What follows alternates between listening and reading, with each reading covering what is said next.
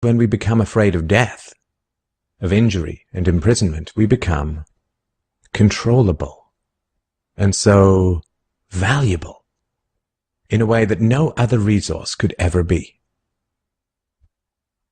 The greatest resource for any human being to control is not natural resources or tools or animals or land, but other human beings.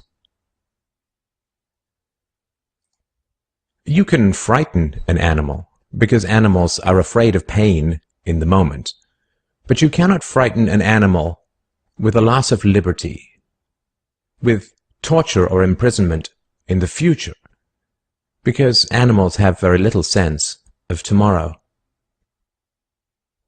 You cannot threaten a cow with torture or a sheep with death. You cannot swing a sword at a tree and scream at it to produce more fruit, or hold a burning torch to a field and demand more wheat.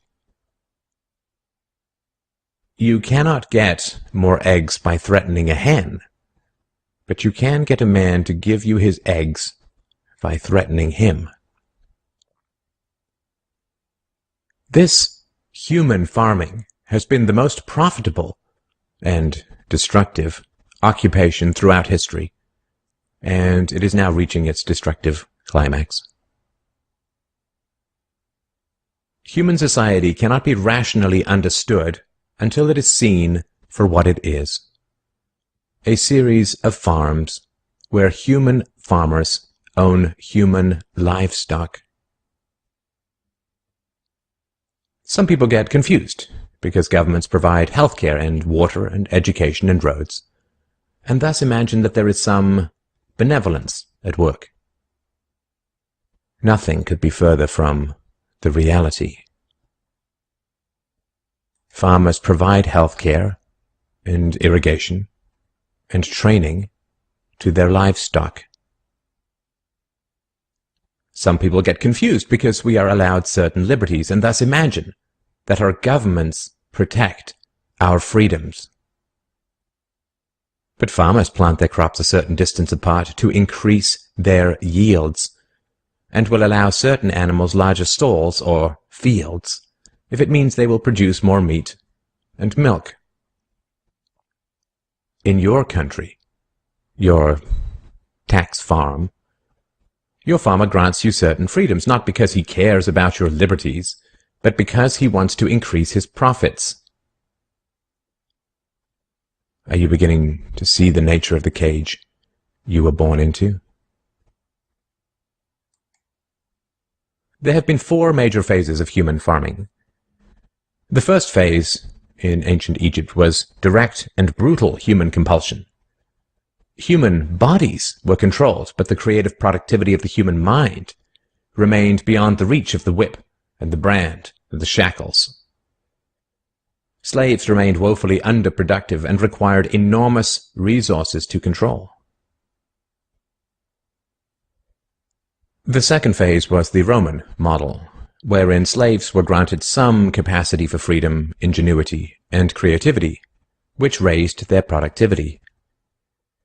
This increased the wealth of Rome, and thus the tax income of the Roman government, and with this additional wealth Rome became an empire, destroying the economic freedoms that fed its power, and collapsed. I'm sure that this does not seem entirely unfamiliar. After the collapse of Rome, the feudal model introduced the concept of livestock ownership and taxation. Instead of being directly owned, peasants farmed land that they could retain as long as they paid off the local warlords. This model eventually broke down due to the continual subdivision of productive land and was destroyed during the enclosure movement when land was consolidated and hundreds of thousands of peasants were kicked off their ancestral lands because new farming techniques made larger farms more productive with fewer people. The increased productivity of the later Middle Ages created the excess food required for the expansion of towns and cities, which in turn gave rise to the modern democratic model of human ownership. As displaced peasants flooded into the cities, a huge stock of cheap human capital became available to the rising industrialists. And the ruling class of human farmers quickly realized that they could make more money by letting their livestock choose their own occupations. Under the democratic model, direct slave ownership has been replaced by the mafia model. The mafia rarely owns businesses directly, but rather sends thugs around once a month to steal from the business owners.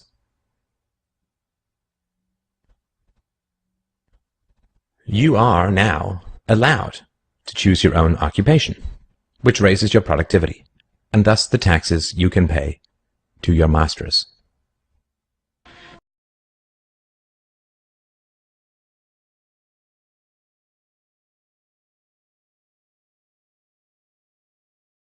Because this is the time in your life when you still have your choices.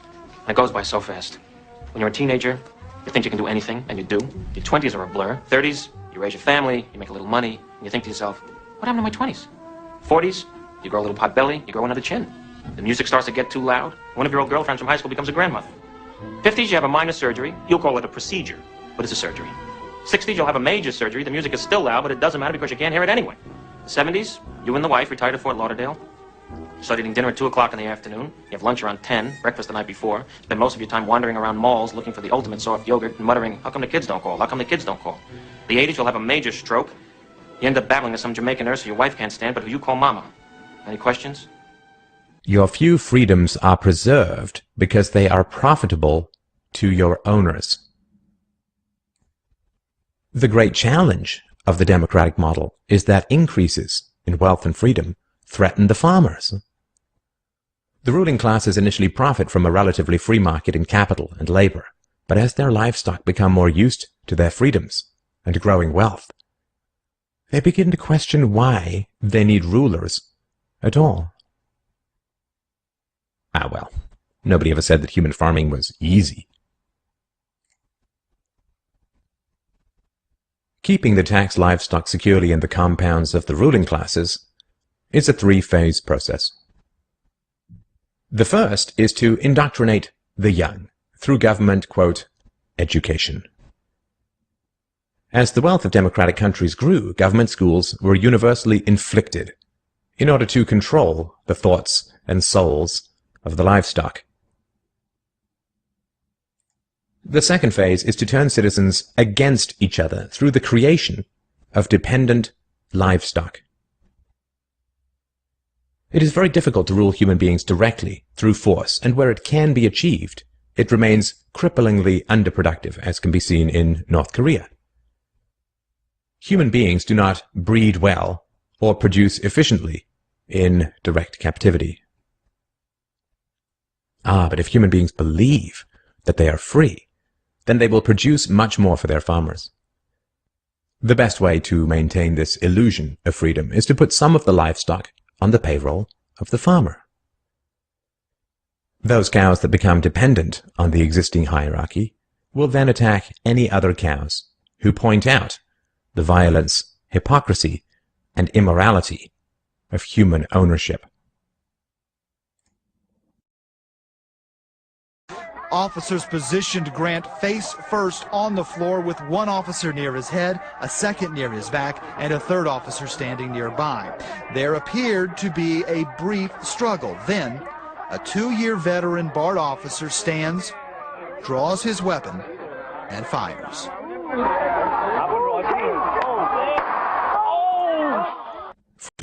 Record.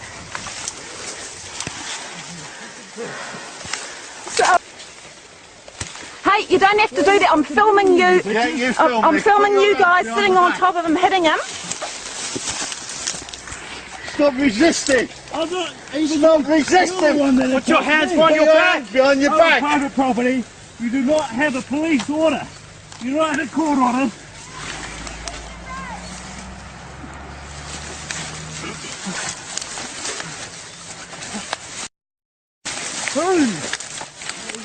Put your hands behind your back now. I'm on my private property. Get your hands behind your back now. I'm on my private property. Get your... Get you... Bastards, get you! the blood on the face. Yeah. No court order. Working for a private interest. Obviously the government never sold the power. Look, the power companies are commanding the police. If you can get the cows to attack each other whenever anybody brings up the reality of their situation, then you don't have to spend nearly as much controlling them directly. Those cows who become dependent upon the stolen largesse of the farmer will violently oppose any questioning of the virtue of human ownership, and the intellectual and artistic classes, always and forever dependent upon the farmers, will say to anyone who demands freedom from ownership, "You will harm your fellow cows."